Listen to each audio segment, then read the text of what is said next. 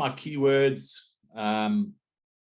in this all are, yes, embracing diversity in competitive rowing programs. And I'm just going to try and explain why this is so important. And it is because we're talking about diversity, interpreting technical models, training methodologies, how programs are going to work out.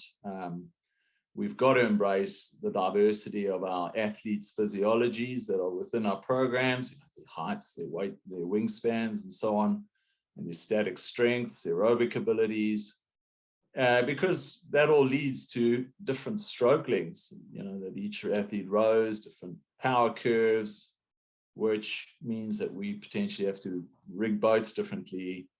And then we get onto a whole new realm, which is obviously diversity, which comes in the form of motivations, different natures of athletes, how they're motivated, what motivates them, which can lead to different race strategies. How are we going to approach each race, and what kind of strategy will involve? Are we going to lead from the front, or are we going to come sprinting through at the end? And I think we need to be aware of our strengths and our weaknesses, obviously, at all times, and plan accordingly. Now, it's important that I bring across a technical model from the start, just if we can start with a certain foundation. And what I did is I pulled one out of the computer. It actually comes from Ian Wright, the ex-head coach of the men's program training center. And certainly it's a good analogy summary, which we were distributed, and I trust I can share it with you.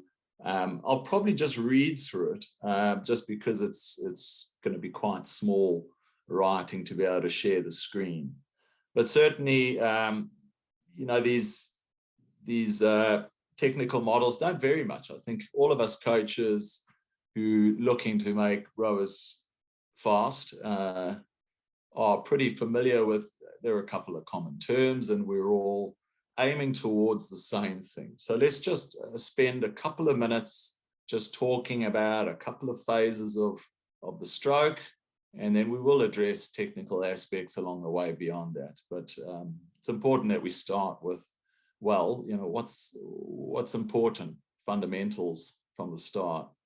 So if we consider starting from the finish, moving to knee break in the catch, that's a heading I've got here.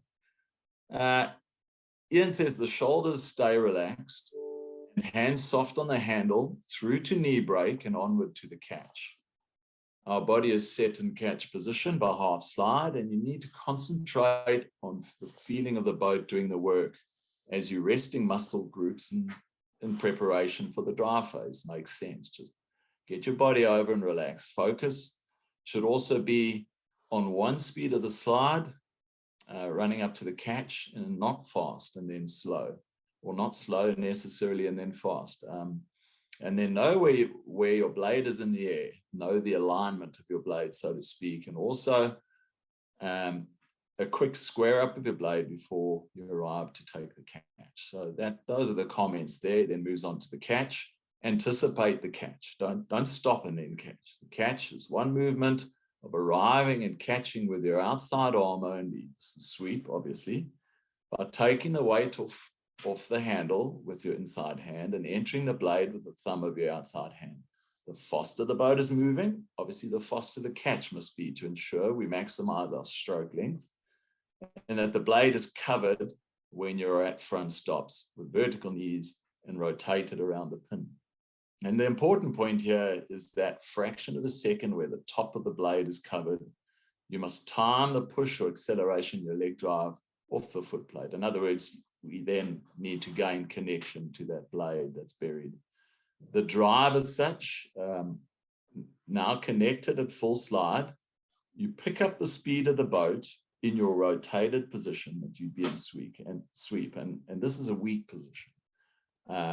So we need to squeeze pressure through the footboard and not loom the oar in any way.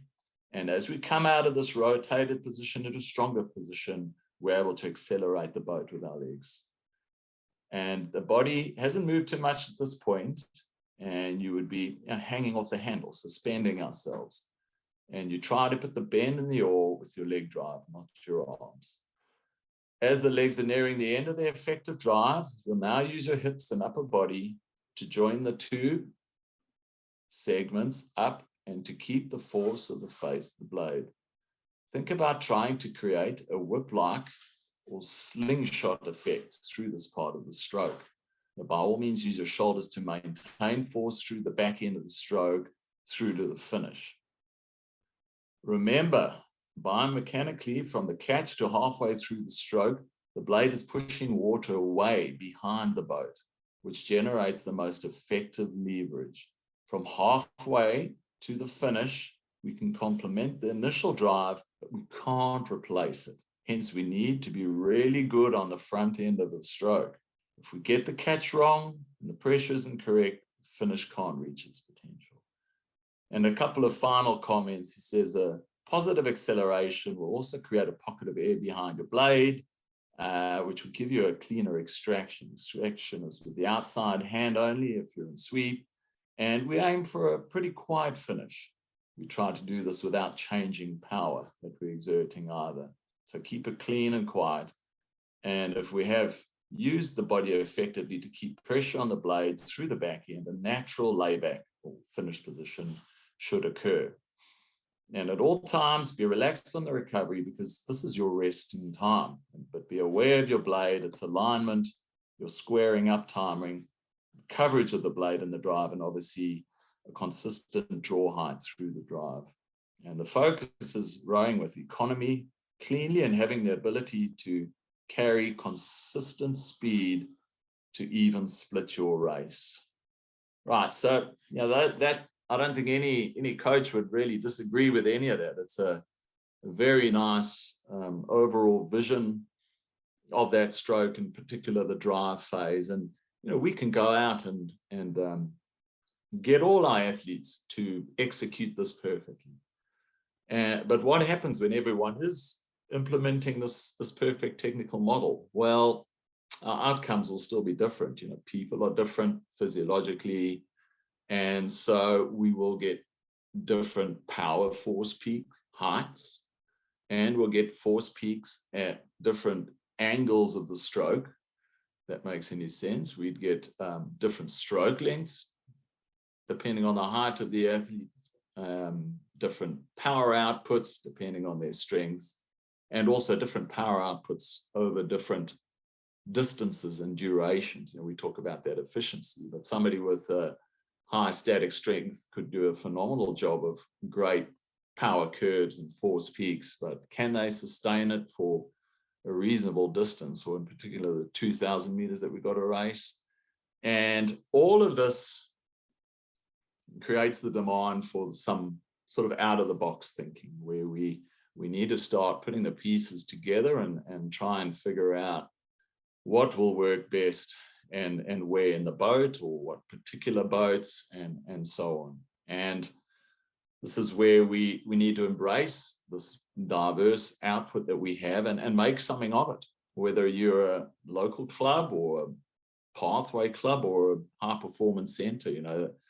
The variance probably narrows within that range as we move up the ranks, but it's still there.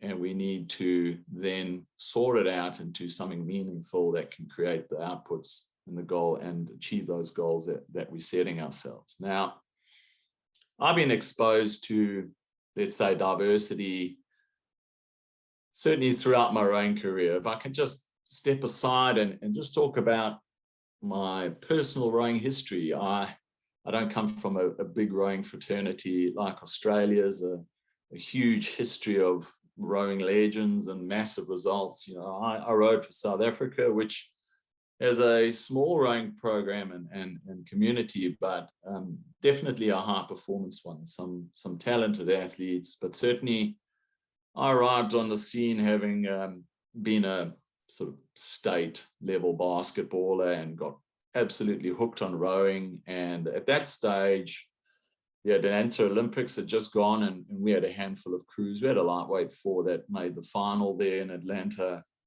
But certainly South African rowing was in its infancy stage. We hadn't had any previous results. We had no World Championship medals, definitely no Olympic medals, and so on. And barely a World Cup performance of any sort. So being young and impressionable, I think, we were all in a position where we wanted to learn anything. We would absorb any information and make the most of it. And we'd make the most of our team and our squads, because there weren't a lot of athletes to go around. Because we couldn't jump in a boat with an Olympic gold medalist, like most people can here, or a world champion at any level, we had to imagine, well, how does good rowing feel? How does it feel when you're getting it right? And what might it look like when we're getting it right? And we had to use our imagination at all times. And my teammate and I, Ramon was his name, Ramon De Clementi, a passionate Italian South African who really would do anything for the team. And we certainly spent a lot of time amongst ourselves. The rowing fraternity, certainly high performance, we had really just volunteer coaches at that national team level.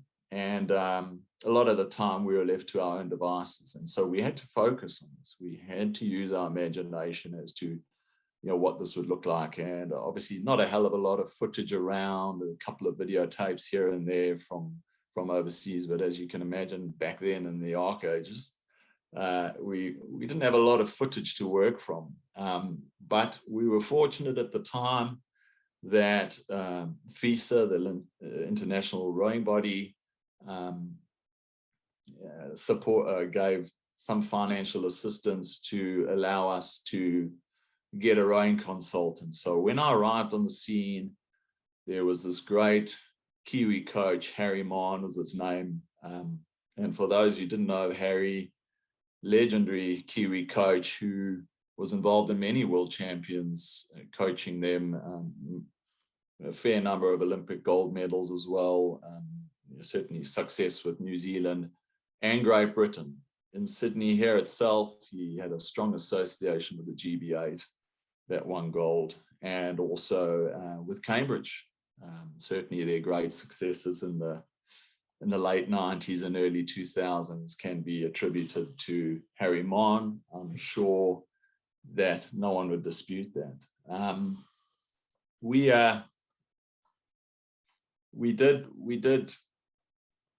I got his assistance from the start. He was around at a critical time for me, and because I hadn't had much coaching, Harry's words, and he wasn't a man of many words, but when he said something, it meant something, and he had a knack of getting across in some form of analogy that seemed easy and made sense. I don't know if he was just giving me a break, because I was very fresh on the scene.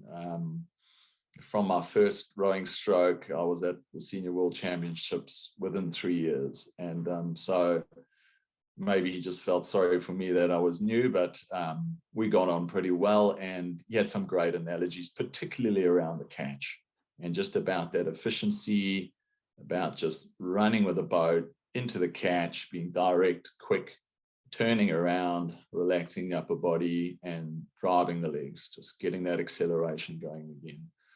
And so those impressions stuck well with me. And certainly then we had a number of other consultants. Unfortunately, Harry died soon after the Sydney Olympics.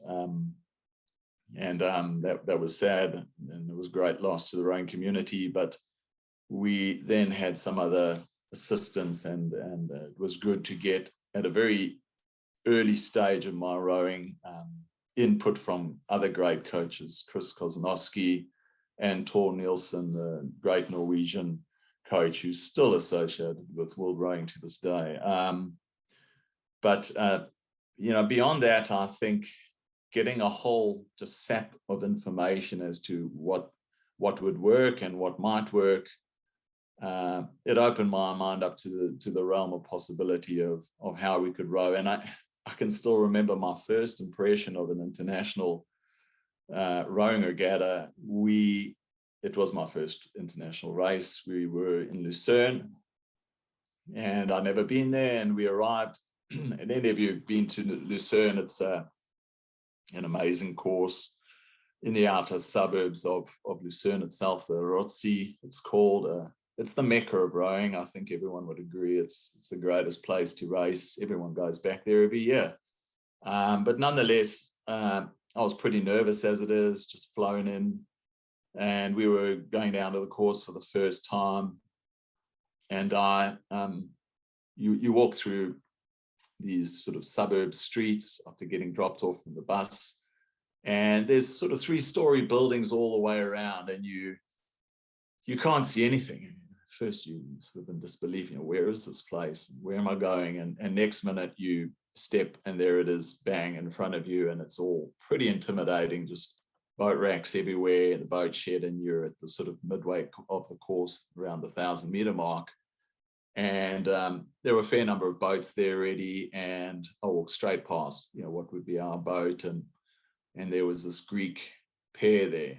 Yeah, they were about to get on the water, and there was this beast of a man in the strokes. He absolute monster.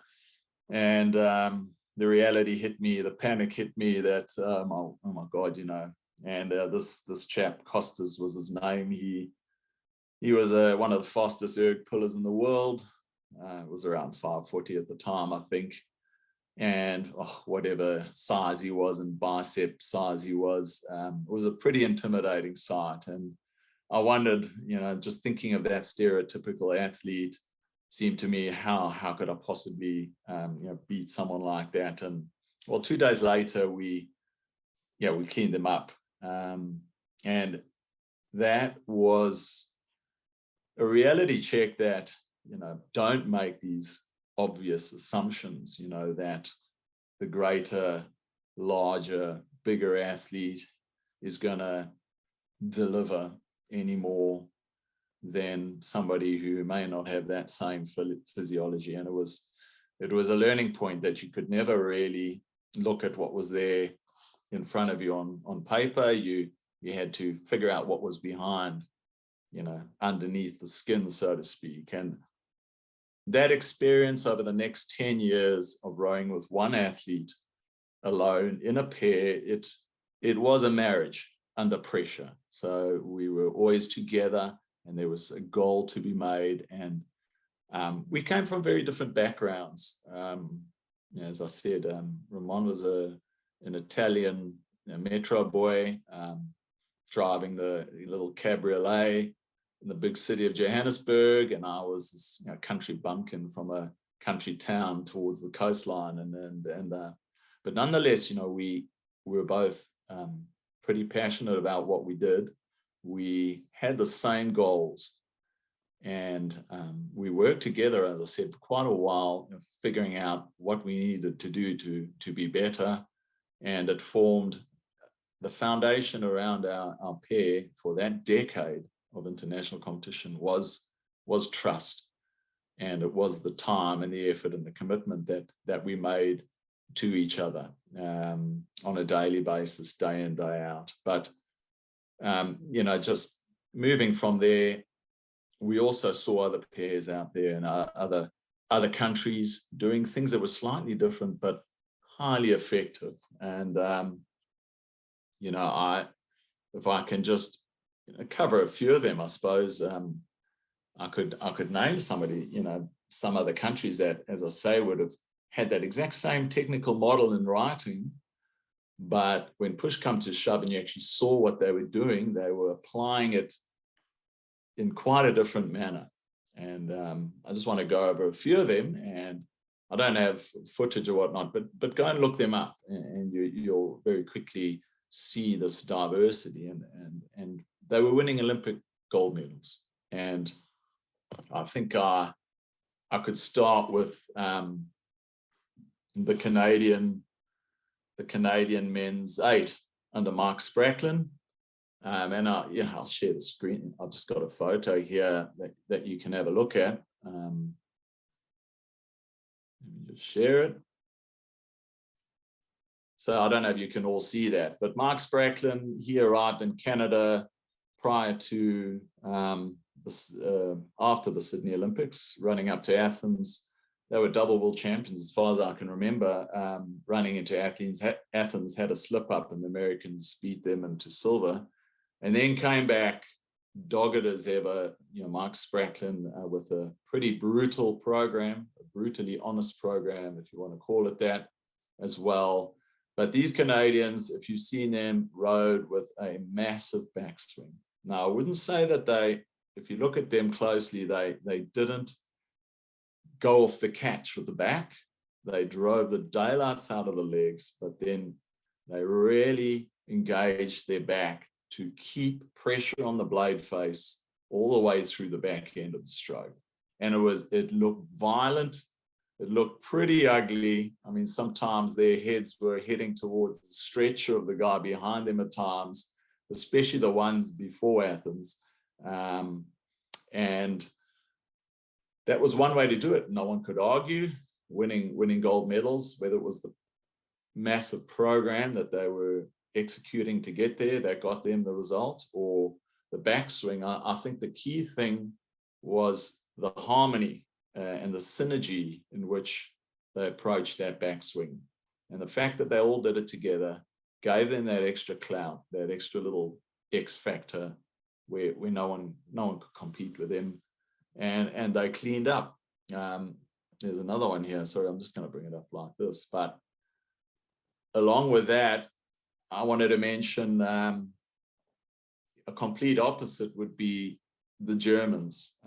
If you look at the quads that the Germans had in the 90s and in the early 2000s, it was very rare to not see a German crew winning a world championships, and especially on the men's side, powerful athletes. Absolutely. But what was probably the most alarming and stark contrast to these Canadians was that they'd barely use any back.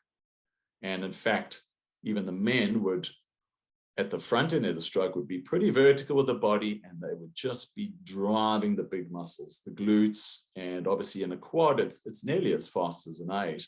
And it was a very different strategy and application of a technical model to just get a similarly powerful drive phase going. And they just sit up and they just drive it away. And perhaps they could rate a bit higher, get their cadence up. If you look at the Dutch lightweights, I included some pictures there. That's Marika Keizer, for example, and the Dutch lightweight women's doubles. In the last 10 years, they barely lose.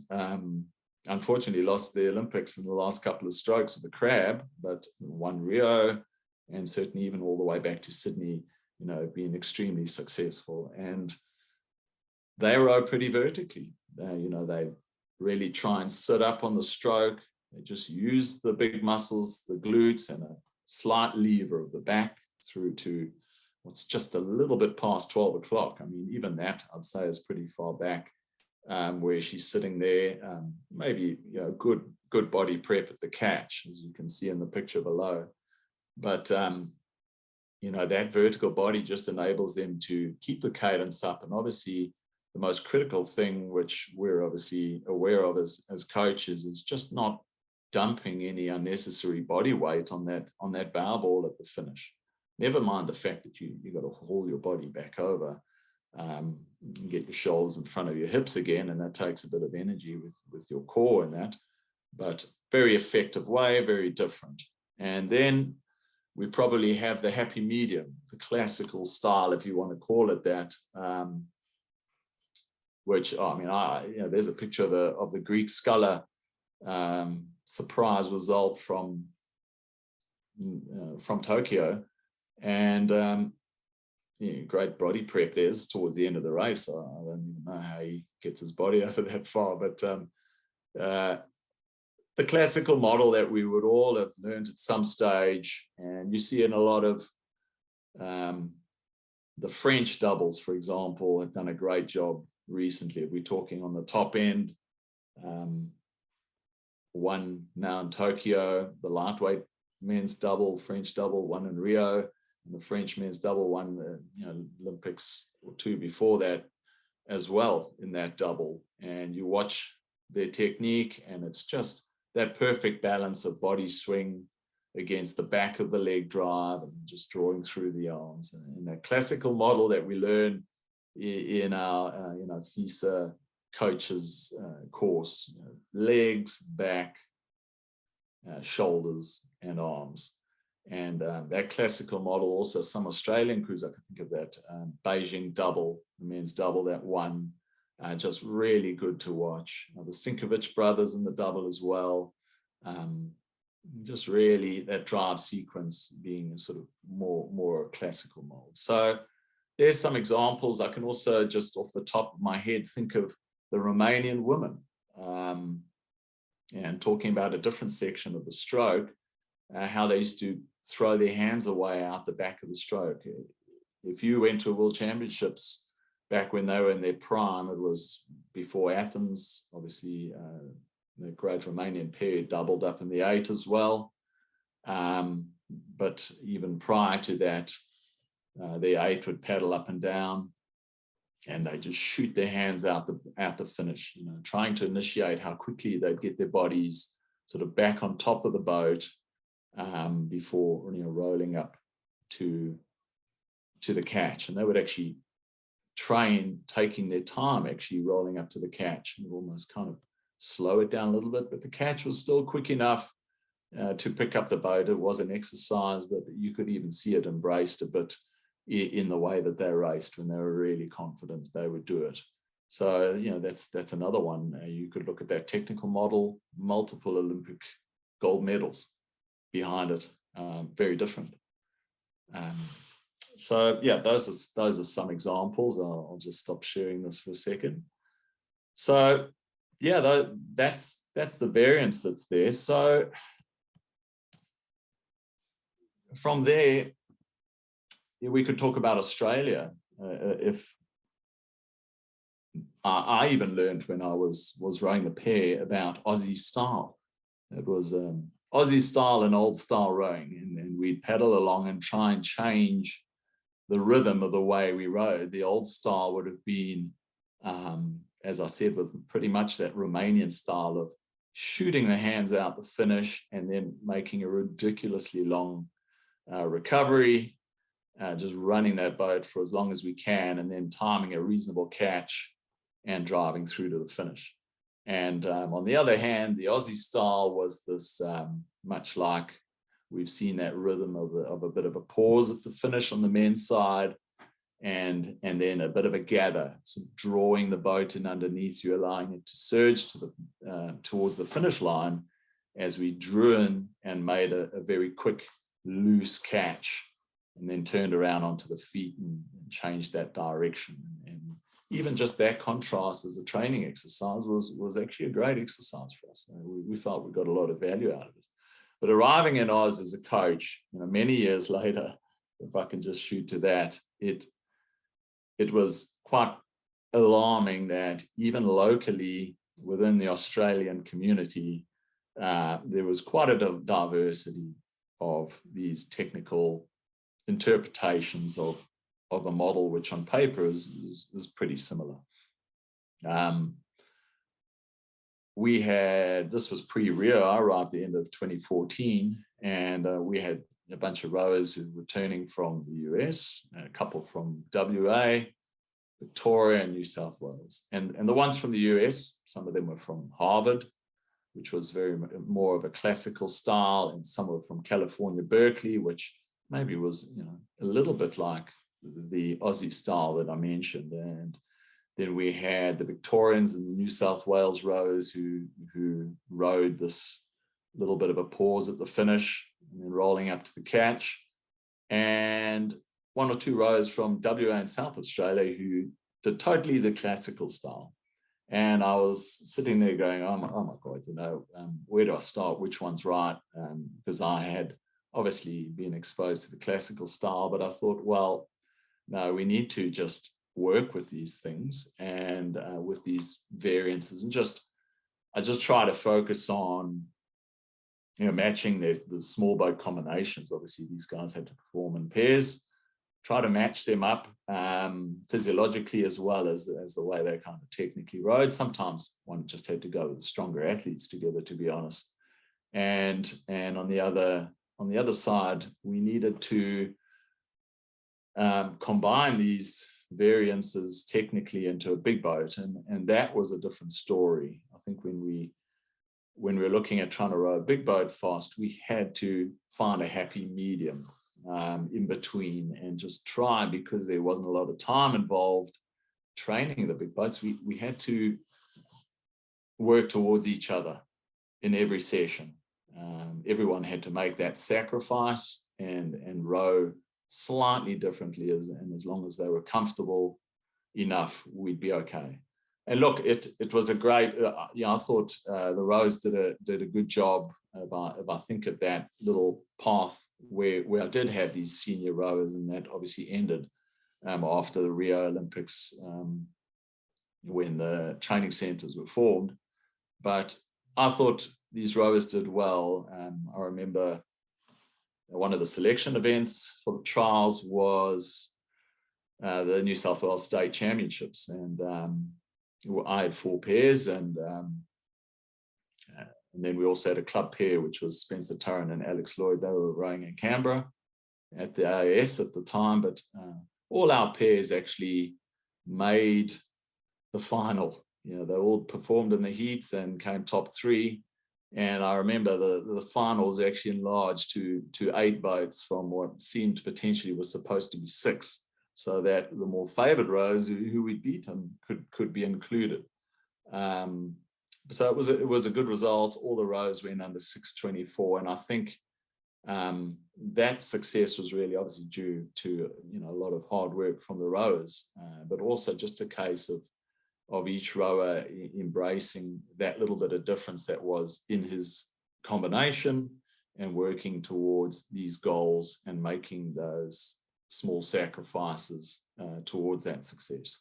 And we also did well in the crew boats. We won state champs in the 8 and in the Riverview Gold Cup a couple of times. We hadn't won it. So just an example there of that variance. And, we managed to get through it okay just by working with the variance rather than going the other route where I would say, stop, I don't want you to do this, you're going to do that.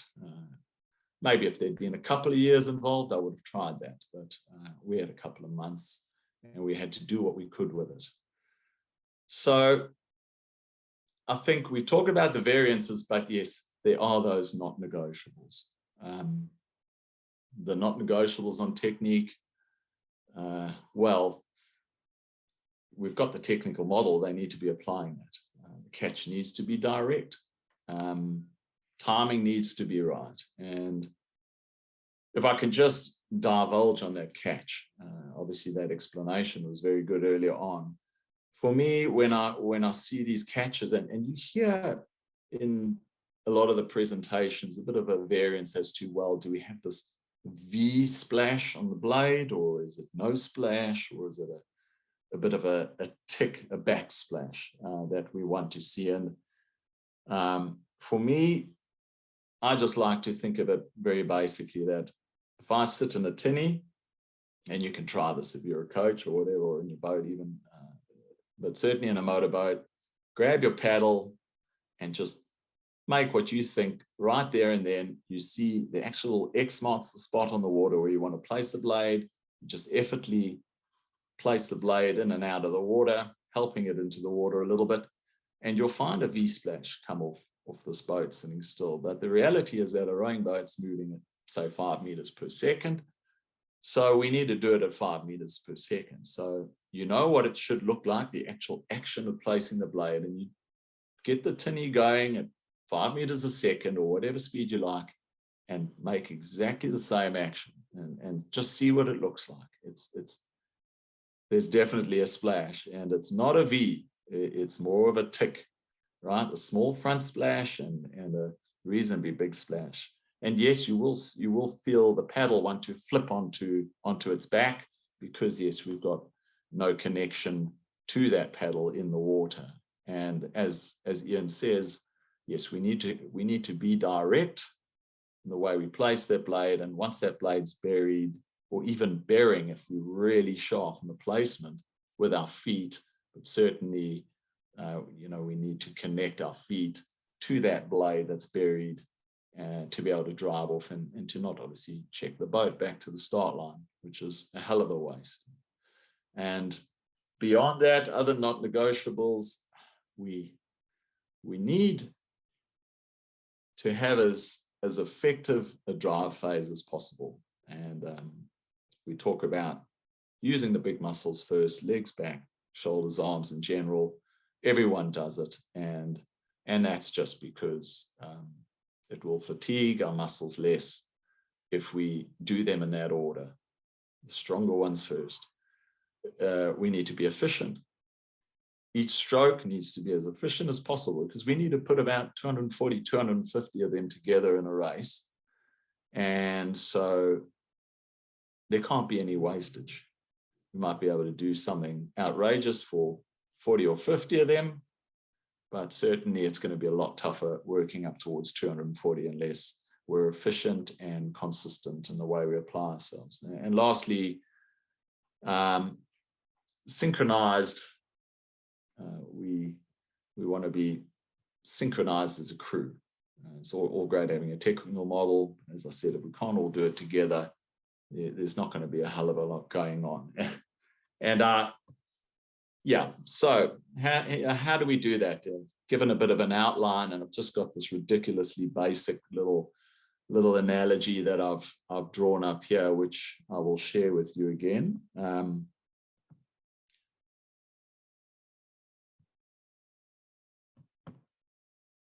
So there it is.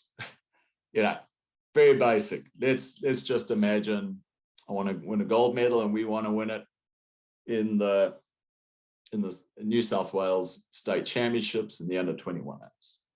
And we can work out our target. We know that 5 minutes 38, let's say, it's probably maybe a little bit less, but I just threw that in there, probably somewhere around there on flat holding conditions will win us that race. Right. So it seems pretty straightforward. Now, what do we need? Well, we need 8 athletes. So we're going to pop 8 athletes in the boat and a cox. That's what we want, right? But there's not enough detail there, is there? So we start filling in the detail of, well, what is it really going to take? Well, we need 8 athletes. They need to be 6 foot tall, 90 kilo, good wingspan, aerobic ability, etc., etc. And there you can see I've stretched them out a little bit, made them a little bit bigger.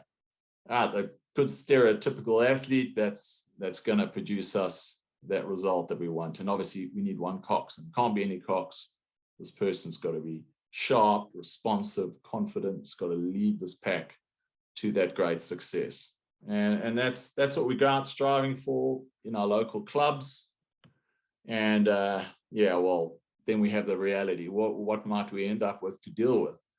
Same goal, same time we need, but we might only have 2 athletes. Along with that, a party animal. Yeah, we've got a yes man in there. He's going to provide some form of help. And there's always a lunatic in the crew. We've got one of those. We've got Mr. Entertainment. We've got Mr. Objector. And we've got Mr. I'm not so sure about this. And then we've got a cox. So, that's the reality, is that it's not quite straightforward, is it?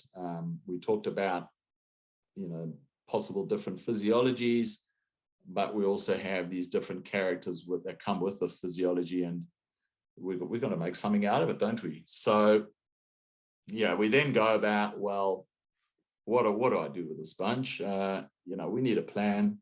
So we work out a periodized training plan backwards, our desired competition success, and we work our way backwards. I'll just keep sharing this with you. We set performance milestones for the crew and individuals, and we establish the components or ingredients of the success and what it'll take to be able to win these things, to get that success, let's say. And then we got to optimize the time. We only got so much time that we can commit to this as a team to be able to attain that gold medal and that success. All right, and now I'm talking now back generally, it's the same across the board, no matter what kind of event we might be aspiring to win here. So we work a periodized training plan out. Now, just in terms of that, on that program, yes, there's different training methodologies. So across the world, it does seem that kilometers that are being trained are rising. You know, people are doing more and more base kilometers, T2 kilometers, especially the ones at the top. Is more really better? I'm asking the question. You know, is every program just got to do more and more to be able to be more successful? Because I think the reality is when the kilometers go up, the motivation actually goes down, whether it's fatigue related, injury related. That's a reality. So we need an optimal balance, don't we? We acknowledge physiologically, from a sports science perspective, that you know, this training volume will help our athletes, but we need to actually keep them going. The periodization involved, we need to do that to create optimal performances. So I put there, well, yeah, how do we periodize the program? Some people are different. Some athletes perform well off the back of some light training, having that recovery. And some athletes don't like that feeling because for some, coming off the back of recovery, your system just goes, oh, okay, well, I'm just going to go to sleep now because there's no demand on me, I'm going to recover. And then you actually battle to come back into feeling like you're in racing mode for that big competition. So even that plays a role. How do we approach that run up into the competition itself? And it is different for different athletes. A relationship with gym, I have to ask the question, do we do it just in the off season to build muscle? Or do we continue it all year round and through competition itself? My interpretation is that gym is essential for injury prevention, for maintaining hypertrophy and just keeping balance between the muscles you're using every day and the ones that you aren't. Because as soon as the imbalances set in, that's when the injuries start. So I do feel it's essential for injury, but by the same rule, I'll get on to know why I think that, it's not necessary maybe all the time if we're going to drop other priorities just to be able to continue with this gym. They are not negotiables. Run through them quickly. Yes, we must work on our strengths and as well as our weaknesses. You know, programs should attack our weaknesses and not just fear them and keep our strengths getting stronger. We need to be well-rounded, and we must prioritize our preparation for those key events. That's important. We can't just necessarily, for example, train through certain races and athletes arrive at those races and maybe lose confidence because they haven't performed well, and then they're expected suddenly, when the tapering does happen towards their major race, maybe they're not that confident just because of that past experience. So we need to be aware of that, don't we, in the way we work our programs. But it cannot be too tailored. We can't make everyone happy, and we have to cater for the whole, for the collective. I think that's important. I don't think I need to really mention the different physiology. We talked about that already. But I think the key thing is obviously if I go back to the plan here, we've talked about this program and some performance milestones along the way. But now what we need to do is think about how we're going to spend our time in that program. And I just drew up a bar graph, which I want to share with you. So I just tried to use a general example of how we'd commit our time. Normally, I think it's a norm, this bar graph. And as you can see there, the lion's share of our time is just spent on that training load, on the T2 minutes, just clocking the Ks, as we call it.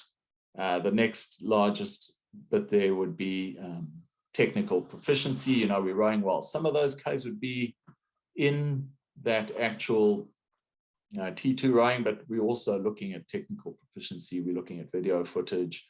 We're doing drills on the water. We're looking at biomech and trying to make changes there. So it takes up a lot of our time. And that doesn't leave much time for anything else. The next biggest thing, funnily enough, is strength training, because we make the assumption that we need to train gym 3 times a week. And that's how many hours it kind of takes. And while everything else, athlete motivation, crew harmony, rigging and gearing, mental preparation, visualization, pre-race preparation, there's not a big share, is there, left that we can actually focus on that. And then, you know, funny enough, we look at, well, we go out there and we achieve that ultimate goal, Olympic gold, state championship gold, whatever. And then we start measuring, well, you know, what probably was the key crunch ingredient that got us that result. And I would guess that that big piece of the pie that was training load would have been less important come the outcome in the eyes of the athletes. And to a lot of extent, it may even be us coaches, because to be honest, the longer your training history is, the more of a base load you have behind you as such. And so if you needed to sacrifice some training load to be able to get those other parts of the pie right, you know, to win that Olympic gold medal or whatever world championship performance, that would be pretty important. You know, I think we would have to take that seriously. And so I think very much less than half is now technical proficiency. I've still got technical proficiency high there, because you're not going to win a gold medal unless you row well, because the margins at the top physiologically are so close. I don't think anyone hacks their way to a gold medal. So the technique's still got to be there. The T2 reduces.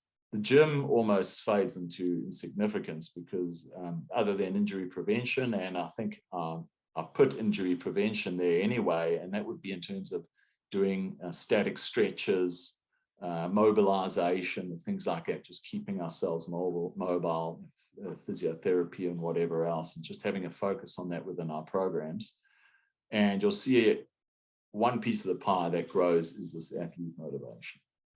And around it, the crew harmony, and certainly there'd be a portion of being very clear about what your race plan would have been, and about how you would have gone out and executed that. So just trying to make a point that we spend a lot of time on certain things, and we can lose it like that come that big race if we're not holistic in making sure everything else there.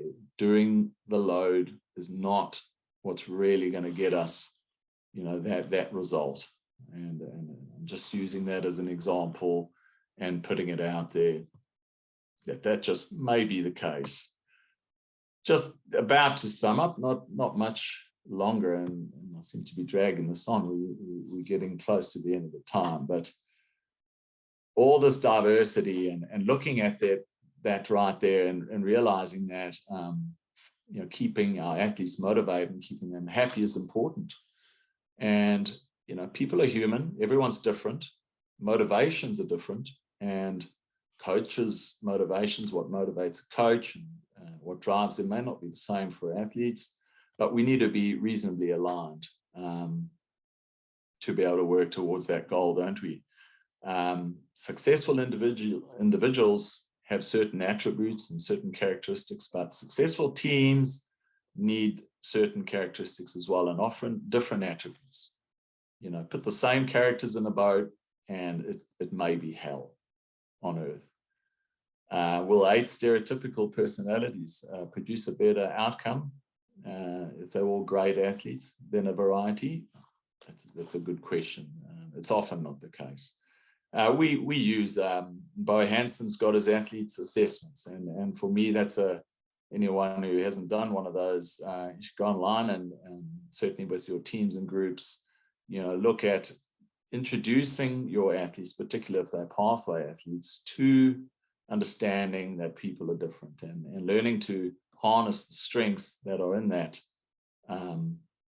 ability to tolerate people that are different to you and to harness their strengths into making your team better. Whether they're dominant, they enjoy a supportive environment, conscientious, influential, assertive. The environment that we work with our athletes in Sydney Rowing Club, for example, a pathway sort of center, is one in which we like to try and embrace this different. And we tolerate those bad traits because we know that each and every athlete has a good one. And that develops trust in each other. And, when push comes to shove, that's often worth the win, to be honest. And the sum of our parts, will always be more valuable than those individual characters who may be better on paper in the end. And just a final comment. Yes, we talk about tolerance and about embracing diversity. Obviously, the bigger and the more serious the center is, if we look at a national training center, it's very difficult if you were to think of, for example, 24 men sculling in a group in this training center. There's always going to be someone coming last on a daily basis, and that must be demotivating, demoralizing, and very tough.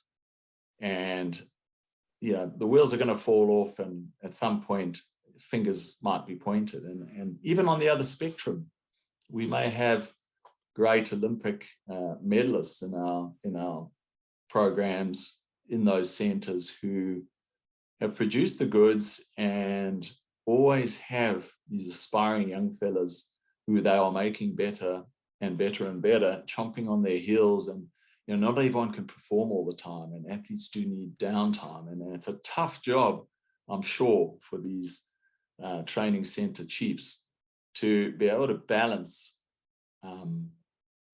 that everyone's in the same boat and doing the same things, but allowing some leniency for the greater good of the group. And we live in interesting times. If I can just finish up finally, we live in interesting times.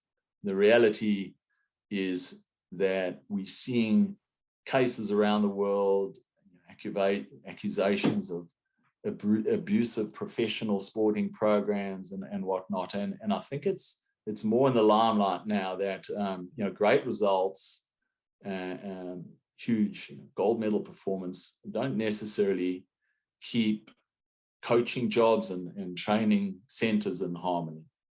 There needs to be a certain degree of care and harmony in that group. And the scary thing is, if there are massive corporate sponsors for some of these professional sports on the line, they start prioritizing bad press as being way worse, than that gold medal. And so, we need to understand that gold medals are everyone's goals, I'm sure, that are in that center, but the sacrifices that people within that center may perceive that they need to make to achieve those goals may not quite be in line with the actual sacrifices and the consequences thereof. I think at the end of the day, it's really about tolerance and just taking good care of each other, and doing what you can to support each other on a daily basis in that environment. So really, that about wraps it up, what I had to talk of. I kind of not been able to overlooked. I'm not quite sure if there were any questions there, AB. Can someone fire if they are? There's just one asked about how much weight would you give the importance of adherence to the program? Yeah, good question. That I would say is it's a very difficult one, because you really are trying to earn the trust that everyone's in the same boat, and in that sense, I feel that I'm accountable for my athletes' results, just because I'm caring for them. They're in my care, so to speak. And if I'm accountable, I trust that they are, doing what is required of them to be accountable. And if they're not doing what's required of me, then that sort of trust goes for one, but also there's just no accountability, and that could be a bit of a disaster. So in general, yes, it's up to the athletes to assume the responsibility of their own training as they get more senior. Obviously, it's a bit more challenging when you're dealing with junior athletes. There's always a reason. I always like to put a text there and whatever, somebody oversleeps or they need to message and apologize to yourself and possibly to the collective if there's another crew involved. And that's the thing, I think you can let it slide, but when you arrive with a pack of texts where you say, well, look, it was that day, it was this day, well, that's when, one has to take a further step and ask some hard questions about what the value is of that athlete within the program itself.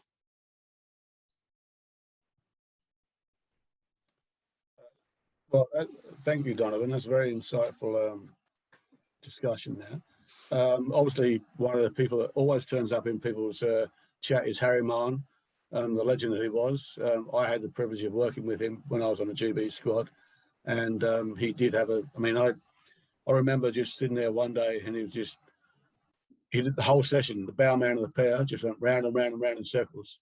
I did 20K with my crew, and he was still going round and round in circles with that one bow man. So stickler for technique, and he made his crews very, very efficient. And as you say, the way those Cambridge crews rode, the way that GB crew rode in Sydney was a testament to his prowess there. The other thing you mentioned there, which I found really interesting, is again, we're all talking about the same technique. It's just different styles. What an individual coach might have as their specific style as to whether they lay back. Again, I had the privilege of working with Mike Spratling for 2 seasons, and you asked Mike about that incident with that crew, and he said he never coached it.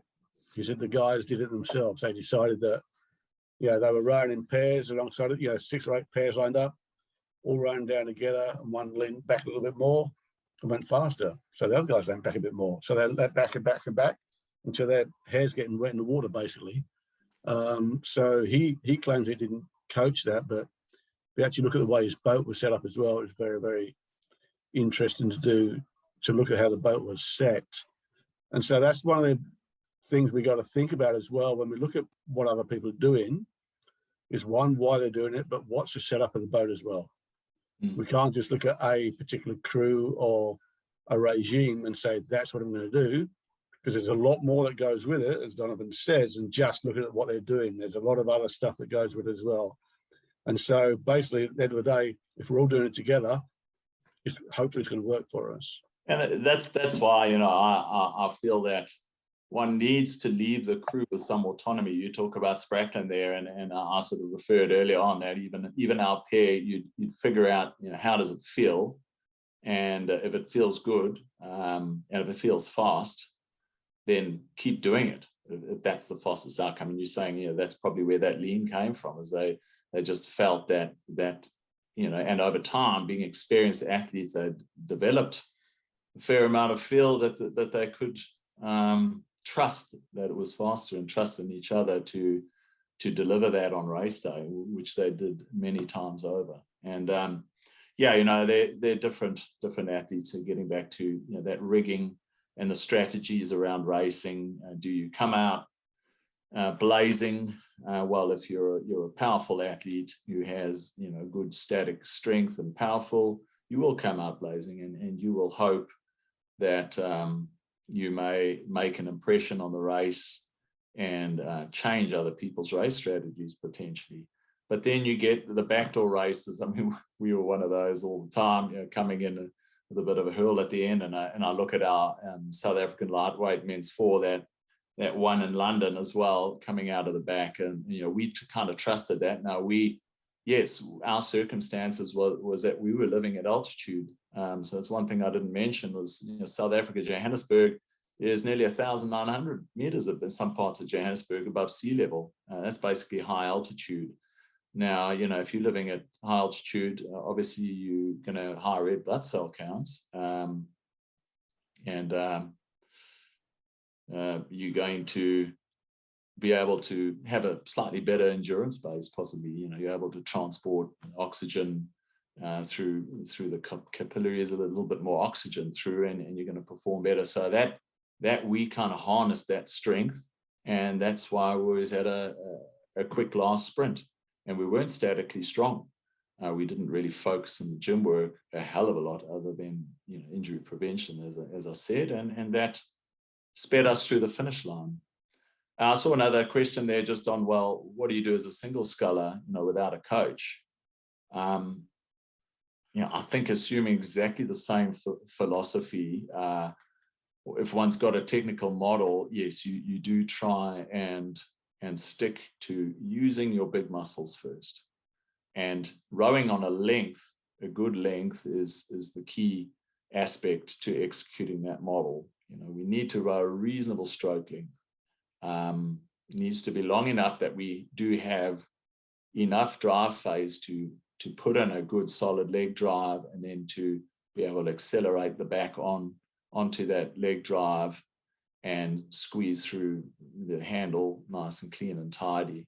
So I don't think you really need a coach. I mean, it's the main thing is that you get a picture in your head of what you look like. So somebody taking video for you is all that you initially need. If you're really thinking about something and somebody shows you a video and you're like, oh, hey, that's just not what I thought I looked like. I didn't know that I was opening my back at that angle. I actually feel like I'm staying still, and oh, there's a bit of a lunge into the catch that I'm doing here, and I should be still and just letting that footboard come under towards me. So, I think there's a certain amount that you can do just by getting a little bit of video help.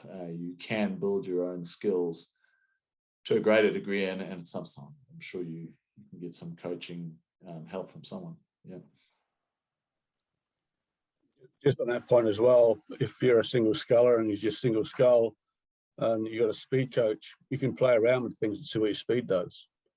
You don't have to conform if you're a single sculler. You can, whatever works for you. And so, experiment with your speed coach and see, by doing this, does it make me go faster or slower, or how does it, as Donovan said earlier on, what does it feel like? So, all important things to what we're trying to achieve there. And you've got to trust adaptation as well. Nothing's easy first time around. If something feels easy and comfortable, you're probably not taking the step to the next level. It needs to feel uncomfortable, not structurally, but aerobically. Doing something, you may get fatigued very, very quickly. It might tire out, and you're thinking, oh, I don't know if I can last the distance, rowing like that. But that's conditioning. That's adaptation. You need to condition your muscles to something different, and so trust in that change. And just build up the time that you spend doing that change, and eventually it's second nature. All right, well, thank you, Don. Does anybody else have any questions? Because we'll close it off now if we don't. Donovan, thank you very much for your time. It's great to listen to you talking about stuff, and obviously you're a very passionate person with your own and your coaching. And that comes across. So guys, if we'd just like to thank Donovan, there's a little reaction button in the bottom of the screen there. If you just press your hand clap or whatever you're going to give him, and thank you very much. Thanks, everyone. Okay, thanks, guys. So next week we have another presentation. It's part of what we call the National Virtual Development Series, which is something that all states will be putting together some various presentations.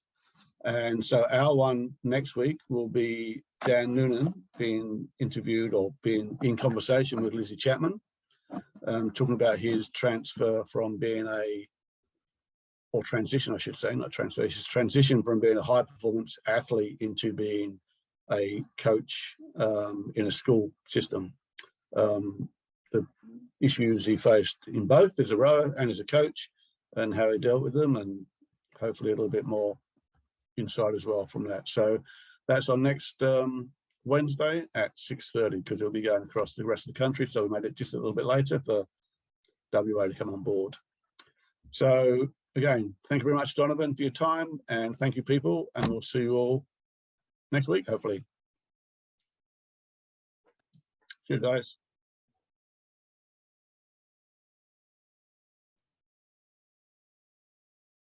Thanks, AB. I'll stop the recording now for you. Thank you.